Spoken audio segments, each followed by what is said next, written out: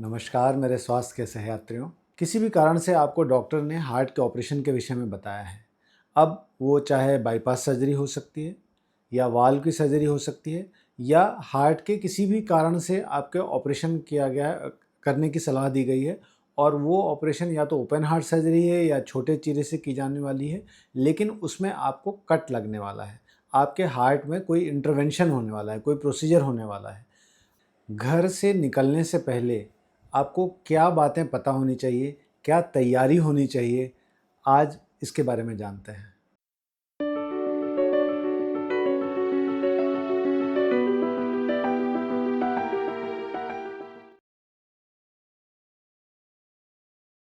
जब भी हमारे हार्ट का कोई इंटरवेंशन होना होता है, कोई ऑपरेशन होना होता है, तो 2 तरह से हम प्रेज़ेंट करते हैं। या तो कोई इमरजेंसी है और या फिर हम प्लान करके उसकी तारीख तय करके, समय तय करके फिर हम जाते हैं ऑपरेशन करवाने, इंटरवेंशन करवाने। अगर इमरजेंसी है तो उसमें किसी भी तरह की तैयारी का कोई मतलब नहीं है। इमरजेंसी का मतलब है कि आपकी जान को, आपके हार्ट की स्वास्थ्य को बचाने के लिए वो प्रोसीजर तुरंत करना अनिवार्य है। अगर हमने उसको समय रहते नहीं किया तो आपकी जान को रिस्क हो सकता है, आपके हार्ट को डैमेज पहुंच सकता है। इसीलिए उसमें समय का बहुत इम्पोर्टेंट रोल है और उसमें तैयारी का कोई अर्थ नहीं है। आज हम जो बात करेंगे वो उन प्रोसीजर के बारे में बात करेंगे जो इलेक्टिव हैं, जो प्लान्ड हैं, जिनका हमने प्लानिंग किया है। आपको डॉक्टर ने एक तारीख दी है, इस तारीख के आपको भर्ती होना है और इस तारीख को आपका ऑपरेशन होगा। 100 में से 80-90 प्रोसीजर जो हार्ट के होते हैं वो प्लान्ड होते हैं, इमरजेंसी नहीं होते। अगर आपको इमरजेंसी में कोई अटैक भी आता है या इमरजेंसी में कोई दुर्घटना भी होती है तो उस स्थिति में इंटरवेंशन की आवश्यकता कुछ ही प्रतिशत केसेस में पड़ती है। अधिकतर केसेस में पेशेंट को पहले स्टेबलाइज किया जाता है, पेशेंट को स्थिर किया जाता है, ब्लड प्रेशर, हार्ट रेट, इन सबको कंट्रोल किया जाता है, फिर प्लान करके प्रोसीजर किया जाता है। तो आज हम बात करेंगे कि आपका प्रोसीजर प्लान किया गया है, कुछ दिनों में आपका ऑपरेशन होना है, तो आपको क्या बातें पता होनी चाहिए, क्या सावधानी रखनी चाहिए और इन सावधानियों से, इन बातों के ज्ञान से आपके सर्जिकल आउटकम पे बहुत सकारात्मक, बहुत पॉजिटिव इफ़ेक्ट पड़ता है। सबसे पहले बात है, आप अपने विचार को, अपने दिमाग के एटीट्यूड को पॉजिटिव रखें। आप पूरी तरह से ये समझें कि आज के दिन में विज्ञान बहुत डेवलप हो गया है, प्रोसीजर्स बहुत सेफ़ हो गए हैं, आपको डरने की कोई बात नहीं है। आप अपनी रूटीन दिनचर्या जो प्रोसीजर से पहले आप कर रहे थे, वो पूरी की पूरी दिनचर्या कुछ दिनों में फिर से रिज़्यूम कर लेंगे और आपको ये रियलाइज़ भी नहीं होगा कि आपके हार्ट का इतना बड़ा बड़ा प्रोसीजर हो गया है। तो चाहे वो हार्ट का कोई भी ऑपरेशन हो, आज के दिन में बहुत सुरक्षित है, बहुत सेफ़ है। डॉक्टर ने आपसे डिस्कस किया ही होगा कि उसमें कितना रिस्क है। आप यकीन मानें, आज के दिन में ऑपरेशन के बाद बहुत जल्दी पेशेंट वापस से अपनी दिनचर्या पे लौट आता है। इसलिए अपने माइंडसेट को, अपने दिमाग को पॉजिटिव रखें और इस बात पर यकीन रखें कि बहुत जल्दी आपको ठीक होकर वापस घर आना है और अपने काम पे लगना है। ये सबसे महत्वपूर्ण स्टेप है। जो दूसरा महत्वपूर्ण तथ्य है, हार्ट के ऑपरेशन में चूँकि ब्लीडिंग का एक बड़ा इशू होता है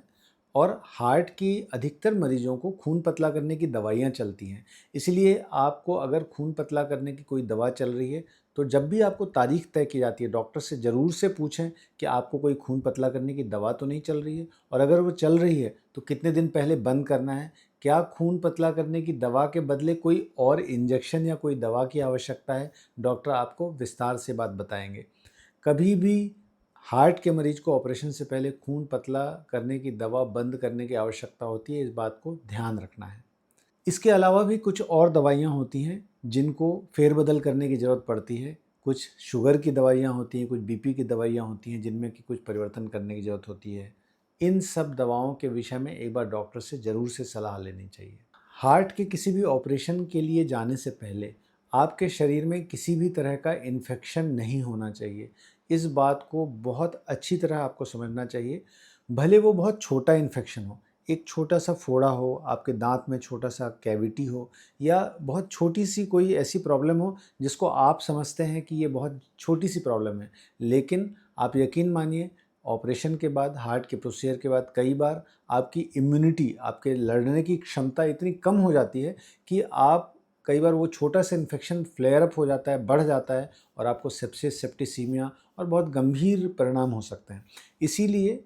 एक बार ज़रूरी है कि आप खुद का निरीक्षण करें, चाहे तो डॉक्टर से एक बेसिक चेकअप करवा लें कि आपके शरीर में किसी तरह का इन्फेक्शन नहीं हो। जो बहुत कॉमन इन्फेक्शन होते हैं, आपके कान में कोई इन्फेक्शन तो नहीं है, दांतों में कोई इन्फेक्शन तो नहीं है, यूरिन में कई लोगों को क्रोनिक इन्फेक्शन होता है, वो तो नहीं है, आपके गॉल ब्लैडर में कोई स्टोन तो नहीं है, आपके किडनी में कोई स्टोन तो नहीं है, आपको खांसी तो नहीं है, किसी तरह का बुखार तो नहीं आता, भले वो लो ग्रेड फीवर हो, 99, 100 इतना बुखार आता हो, लेकिन अगर आपको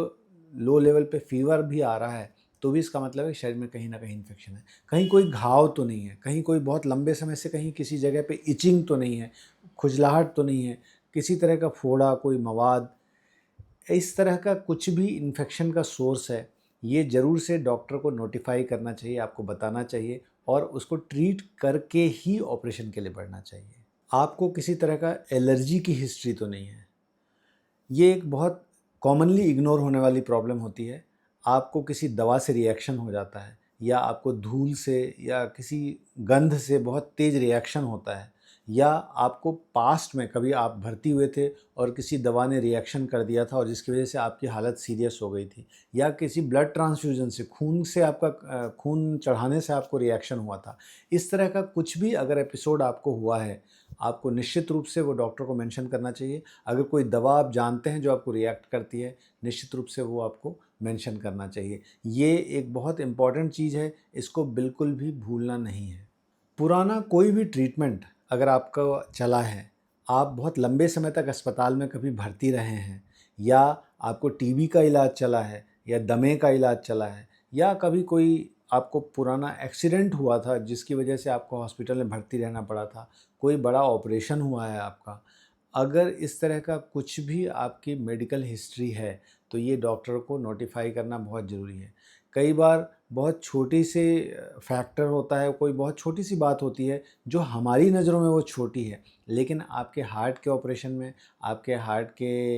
इंटरवेंशन में उस बात का बहुत बड़ा रोल होता है। जैसे उदाहरण के लिए आपको पैर में कोई गहरी चोट लगी थी पहले और आपको कोई इंटरवेंशन होना है जो पैर की नसों के थ्रू होना है। अब मान लीजिए उस नस में चोट लगने की वजह से उस नस में ब्लॉकेज है और आपने ये बात नहीं बताई डॉक्टर को, तो कई बार जब इंटरवेंशन करने का समय आता है और डॉक्टर ने अगर मान लो जांच नहीं की, उस समय पता चलता है कि अरे यहाँ तो ये समस्या है। तो इस तरह के कहने का मतलब ये है कि छोटी सी बात समझ के उसको इग्नोर ना करें। कोई भी मेडिकल हिस्ट्री आपको पुरानी रही है तो आप ज़रूर से बताएं। आपको जॉन्डिस की हिस्ट्री रही है, आपको लीवर में कुछ प्रॉब्लम रहा है, पेट में कुछ समस्या रही है, आपको प्रोस्टेट की समस्या रही है, यूरिन में कुछ किसी तरह का प्रॉब्लम रही है, तो आप ज़रूर से डॉक्टर को बताएं। एक और महत्वपूर्ण बात है, जो हार्ट के पेशेंट होते हैं जिनमें हार्ट की नसों में ब्लॉकेज का इशू होता है, उन मरीजों में कई बार पैर की नसों में ब्लॉकेज या हाथ की नसों में ब्लॉकेज का भी बहुत कॉमन इंसिडेंस होता है। अब मरीजों को पता नहीं होता कि उनके पैर की नसों में ब्लॉकेज है, तो अगर आपके पैर ठंडे रहते हैं बहुत अधिक या आपको चलने पे कुछ देर में 200 मीटर 400 मीटर चलने के बाद रुक जाना पड़ता है क्योंकि पैरों में थकान हो जाती है या पैरों में अल्सर हो रहे हैं, पाँव में घाव अगर आपके हो जाते हैं और वो सूखते नहीं हैं, ये सब भी लक्षण होते हैं, ये बताते हैं कि पाँव में आपके नसों में ब्लॉकेज हो सकता है। तो अगर इस तरह के कुछ लक्षण हैं, आप डॉक्टर को ज़रूर से बताएं, क्योंकि ये ब्लॉकेज आपके ट्रीटमेंट आउटकम में बहुत बड़ा रोल अदा करते हैं और डॉक्टर को अगर ये बात पहले से पता होती है तो वो ज़्यादा सावधानी से और ज़्यादा सुरक्षित तरीके से आपका ऑपरेशन में भाग ले सकेंगे। किसी भी तरह का नशा अगर आप करते हैं, चाहे वो स्मोकिंग हो, अल्कोहल हो या और किसी भी तरह का कोई ड्रग्स लेते हों, आपको डॉक्टर को ज़रूर से ये बात बतानी चाहिए। क्योंकि कई बार ऐसा होता है कि आप सालों से तंबाकू ले रहे हैं या सालों से स्मोकिंग कर रहे हैं या अल्कोहल की हैबिट है आपकी और आप हॉस्पिटल में भर्ती हुए 3 दिन, 4 दिन, 5 दिन आपने कोई नशा नहीं किया और सडनली उसके विड्रॉल सिम्पटम्स इतने सीवियर हो जाते हैं कई बार कि उसको सँभालना बहुत मुश्किल हो जाता है और बॉडी कई बार बहुत बुरी तरीके से रिएक्ट करती है। और इसकी वजह से आपके हीमोडायनामिक्स पे, आपके ब्लड प्रेशर पे, हार्ट रेट पे इतना ज़्यादा असर पड़ता है कि कई बार उसकी वजह से कॉम्प्लिकेशन हो जाते हैं। तो डॉक्टर को ये बात ज़रूर से बतानी है, अगर इस तरह की कोई हैबिट है आपको तो आपको डॉक्टर को ज़रूर बताना चाहिए। आपको कुछ और दवाइयाँ चल रही हैं, जैसे कुछ लोगों को गठिया की प्रॉब्लम होती है, रूमेटॉइड आर्थराइटिस की प्रॉब्लम होती है, या बहुत ऑटो इम्यून डिसऑर्डर होते हैं, उनमें बहुत सारी इम्यूनोसप्रेसिव दवाइयाँ चलती हैं, इम्यूनिटी को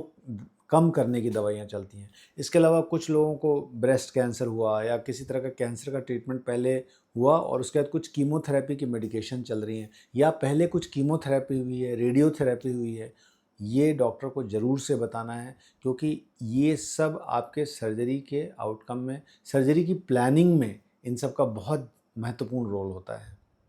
जिन लोगों को न्यूरोलॉजी से संबंधित, दिमाग से संबंधित कुछ घटना पहले हुई है, या तो स्पाइन की प्रॉब्लम, रीढ़ की हड्डी की प्रॉब्लम रही है, या कभी लकवे का एपिसोड हुआ है, या कभी वो बेहोश होकर गिरे हुए हैं, कभी उनका सीटी स्कैन हुआ है, एमआरआई हुआ है, कुछ भी न्यूरोलॉजी संबंधित अगर कोई समस्या रही है, तो निश्चित रूप से आप डॉक्टर से ये बात शेयर करें। और अगर कोई स्कैन पुराना है, आपका सीटी स्कैन है या एमआरआई का स्कैन है या डॉपलर टेस्ट की स्टडी है, कुछ भी इस तरह का स्कैन है, तो वो चाहे वो कितना भी पुराना हो, अगर वो उपलब्ध है तो आप डॉक्टर के पास ले जाएं और डॉक्टर को बताएं कि भाई आज से 4 साल पहले, 10 साल पहले मुझे ये समस्या हुई थी जिसके लिए मैंने ये स्कैन करवाया था। ये इन्फॉर्मेशन बहुत आवश्यक है। और कोई भी हिस्ट्री आपकी अगर है बेहोश होने की या बार बार चक्कर आने की, तो आप डॉक्टर से ज़रूर से शेयर करें। अगर आपको साइकियाट्रिक इशू है, या आपके घर का सदस्य है जिसका ऑपरेशन होना है और उसको कुछ साइकियाट्रिक इशू है, उसको एंटीसाइकोटिक मेडिकेशन चल रही हैं, कुछ दवाइयाँ चल रही हैं, तो शर्म की वजह से या संकोच की वजह से आप डॉक्टर को बताने से ना चूकें। डॉक्टर को ज़रूर से बताएं, क्योंकि ये दवाइयाँ इतनी आवश्यक होती हैं कि इनको डिसकंटिन्यू करते ही, इनको बंद करते ही पेशेंट को साइकियाट्रिक इश्यूज़ होने लगते हैं और वो बहुत कॉम्प्लिकेशन पैदा करते हैं। इसीलिए आपको ज़रूरी है कि आप डॉक्टर से शेयर करें, उन दवाइयों की लिस्ट डिटेल में उनको बताएं, और ताकि उसके ट्रीटमेंट में उसका पूरी तरह से इस्तेमाल किया जा सके और कुछ भी कॉम्प्लिकेशन होने से बच सके। अगर आपको पाइल्स की समस्या है, या लैट्रिन के रास्ते ब्लीडिंग की समस्या है, या कब्ज की समस्या है, या बार बार लूज मोशन होने की समस्या है, आंतों से संबंधित किसी भी तरह की समस्या है, ये भी डॉक्टर से ज़रूर मेंशन करें। विशेषकर जिन मरीजों को ब्लीडिंग की समस्या है, पाइल्स की समस्या है, कई बार वो मरीज़ बताते नहीं हैं उसको गैर ज़रूरी समझ के, और ऑपरेशन के बाद, ऑपरेशन के दौरान, हार्ट के प्रोसीजर के दौरान बहुत सारे खून पतला करने की दवाइयाँ दी जाती हैं, जिससे पाइल्स एग्रीवेट हो जाता है, पाइल्स बढ़ जाता है, ब्लीडिंग बढ़ जाती है, और कई बार मरीज़ को ऑपरेशन के बाद ब्लीडिंग की बहुत गंभीर समस्या हो जाती है। कई बार ये बीमारी इतनी ज़्यादा होती है कि हम पेशेंट को कहते हैं कि भाई आप पहले इस पाइल्स का ट्रीटमेंट प्राथमिक तौर पे करवा लें, फिर हार्ट के ऑपरेशन के लिए आएँ। तो कहने का मतलब ये है कि ये डॉक्टर से ज़रूर शेयर करें, और एक बार डॉक्टर से कंसल्ट करके उसका जो उपचार है वो ज़रूर से करवा लें। महिलाओं में अगर किसी तरह का माहवारी की प्रॉब्लम है, बहुत ज़्यादा ब्लीडिंग हो रही है, या पिछले कई महीनों से माहवारी नहीं आई है, तो डॉक्टर से ज़रूर बताएं। अगर यंग फीमेल्स हैं तो माहवारी ना आने का कारण प्रेगनेंसी भी हो सकती है। कई बार महिलाओं को ही पता नहीं होता उन प्रेगनेंसी के विषय में, तो उसकी प्रारंभिक जांच कर लेने से ये पता चल जाता है कि भाई प्रेगनेंसी का इशू तो नहीं है। क्योंकि हार्ट के बहुत सारे ट्रीटमेंट में, चाहे वो एंजियोग्राफी हो, चाहे वो एंजियोप्लास्टी हो, या बहुत सारे इंटरवेंशन में रेडिएशन का रोल होता है, आपको एक्सरे रेडिएशन से गुजरना पड़ता है।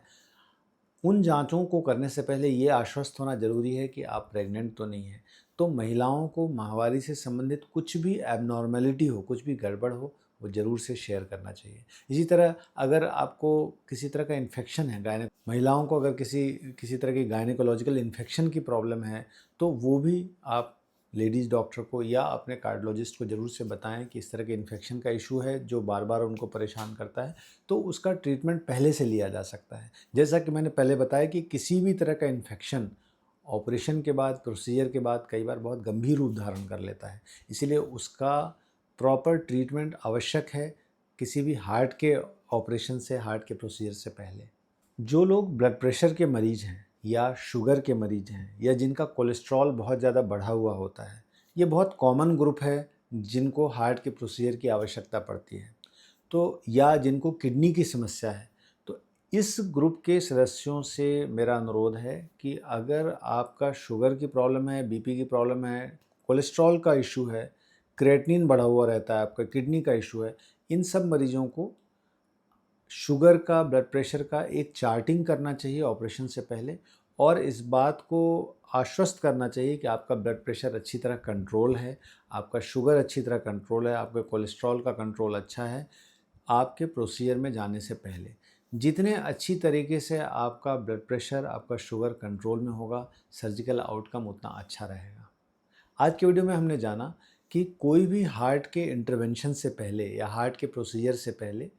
आपको ये इंश्योर करना चाहिए कि आपके शरीर में कोई इन्फेक्शन तो नहीं है, कोई सिग्निफिकेंट मेडिकल हिस्ट्री है आपकी, या आप कोई दवा ले रहे हैं, या आपको कोई एलर्जिक रिएक्शन की हिस्ट्री है, कहीं कोई समस्या है, तो डॉक्टर से ज़रूर शेयर करें, क्योंकि उस शेयर करने से आपको आपकी सर्जिकल प्लानिंग में फ़र्क पड़ता है। और अगर आपको शुगर की, बीपी की या किसी और तरह की समस्या है, उसको प्रॉपर कंट्रोल करके तभी सर्जरी के लिए जाएं। ये सब जानकारी होने से, ये सब ध्यान रखने से आपका सर्जिकल आउटकम बहुत फ़र्क पड़ जाता है, आपके घाव की हीलिंग में बहुत फ़र्क पड़ जाता है, और आप बहुत जल्दी रिकवर करके अपने रूटीन में आ जाते हैं। उम्मीद करता हूँ आज का वीडियो आपके लिए लाभकर रहा होगा, और ऑपरेशन से पहले आप इस वीडियो को देखकर ये जान पाएंगे कि किन चीज़ों का आपको ध्यान रखना है। फिर मिलेंगे नई स्वास्थ्य यात्रा पर, तब तक के लिए नमस्कार।